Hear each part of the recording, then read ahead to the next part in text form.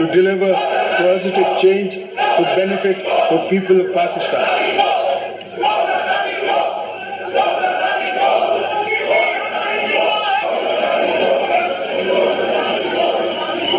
Therefore, urge all provincial governments to bring focus and energy on transformative reforms on education sector, not just on improving access to primary and secondary education for all children, but for ensuring quality as well.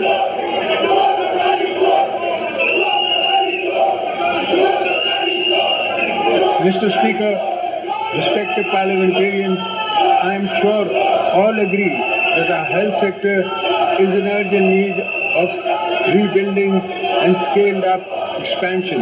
Regular investments in the primary and secondary health infrastructure as well as human resources are needed to ensure that every citizen has access to quality of healthcare services and that no citizen lacks medical care. Mr. Speaker, a combination of factors has come together to create what I see as a crisis of income and food insecurity. For many of our people, I am pointing, of course, to the large number of our population that has been slipping into poverty either through climate impacts on their incomes and assets or sheer cost of living pressure on the families. It is our responsibility to ensure that they move out of extreme vulnerability within the ability to access opportunities for jobs and resources to reinvest in farms, livestock and small businesses.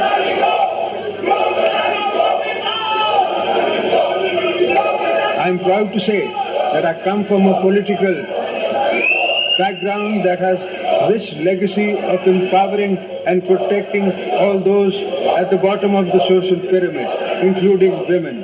Shaheed Mohtarma Benazir Bhutto was a champion of women's rights and always went on extra mile in advancing women's causes, just as she sought entitlement of economically and socially vulnerable groups of Pakistan. I am very proud of the fact the Benazir Income Support Program has been providing a lifeline to millions of vulnerable women across the country, offering them financial assistance and social protection, while giving many women the incentives and seed capital to start up small businesses. I am glad that the number of the beneficiaries of the Poverty Elevation Program has risen to over 9 million, but we need to bring more underprivileged women into the social safety net. I am hopeful that the new government will actively work to reduce social and economic fragility while aggressively promoting girls' education and health, including programs to reduce maternal, maternal and health systems, enhance mother and child health.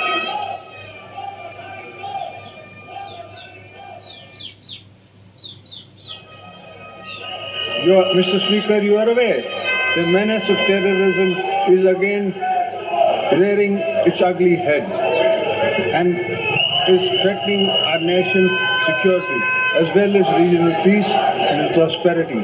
Pakistan believes that terrorism is a shared concern that requires collective efforts.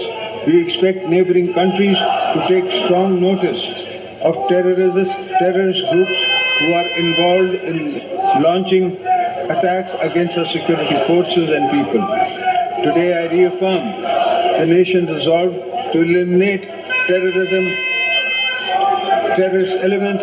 My late wife, the twice elected Prime Minister of Pakistan, Mohtarma Benazir Bhutto Shaheed, gave her life standing up to terrorists, so you will never find me wanting in building the unity and the momentum behind such an effort.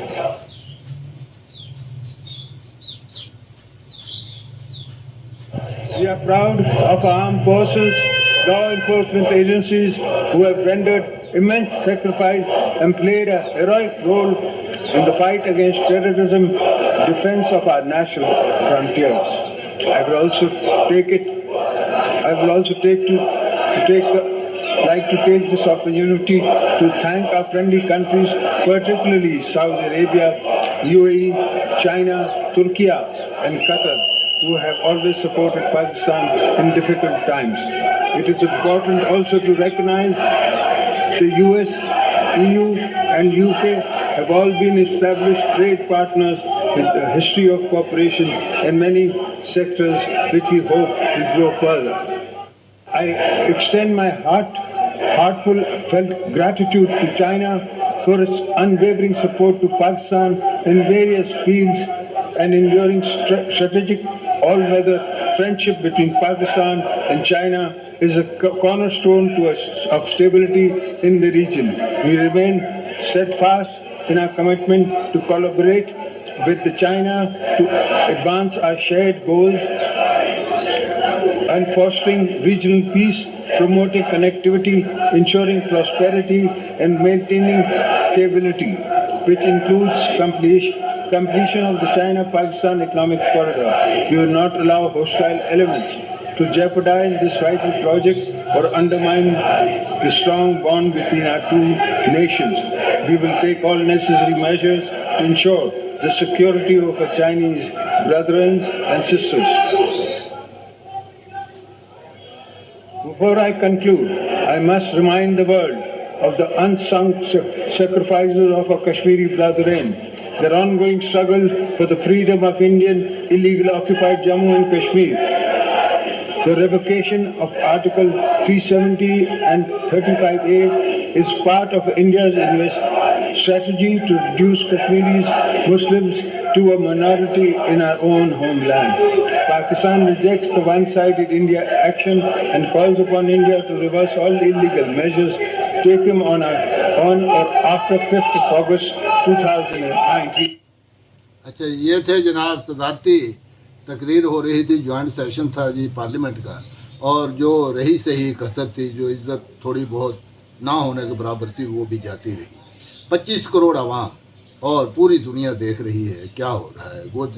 Zardari वो जो सब पे भारी कहता था, उसको बड़ी बीमारी करार दिया जा रहा है असम्बली में। चोरी शुदा मैंडेट, और फिर सबसे बड़ा जुल्म ये कि इसके बावजूद कि इस हकीकत को सभी जानते हैं कि मोहब्बत, वक़ार, इज़्ज़त ये अवाम की नज़रों में पैदा नहीं की जा सकती, ख़रीदी नहीं जा सकती। कोई मैकेनिज़्म ऐसा नहीं है, कोई सर्जरी ऐसी नहीं है कि दिलों से मोहब्बत निकाल के वहाँ पे नफ़रत भर दी जाए या नफ़रत निकाल के मोहब्बत भर दी जाए। लेकिन उसके बावजूद ये कबूतर की तरह आंखें मूंदे हुए हैं और खुद में तसव्वुर कर लेते हैं कि वो बड़े बाइज़्ज़त हैं। कितना बड़ा जुल्म है इस 25 करोड़ आवाम पे कि उनकी खून पसीने की कमाई से चलने वाले अरबों के अखराजात से ये ईमान सिर्फ़ और सिर्फ ये सदारती इंतखाबी तकरीर सुनने के लिए रह गए हैं, या उनकी बेटी का जो ओथ सेरेमनी थी उसके लिए रह गए हैं। इसके अलावा ना आवाम के सिलसिले में कोई बात की जा रही है, ना जिनका मैंडेट चोरी किया जा रहा है उनको इत्मीनान दिलाया जा रहा है कि वो शोर शराबा बंद कर दें। ये सिस्टम खुद ही बता रहा है कि ये इसकी आखिरी सांसें हैं और ये बस आज गया या कल गया, ये सिस्टम चलने वाला नहीं है। जितना ज़्यादा इसको प्रोलॉन्ग करेंगे, जितना ज़्यादा खींचेंगे, जितनी ज़्यादा खाल उधेड़ेंगे अवाम नास की, उतनी जल्द ये अपने जो आखिरी मकाम को पहुँचेंगे, इख्तिताम को पहुँचेगा और इस सिस्टम धड़ाम से गिर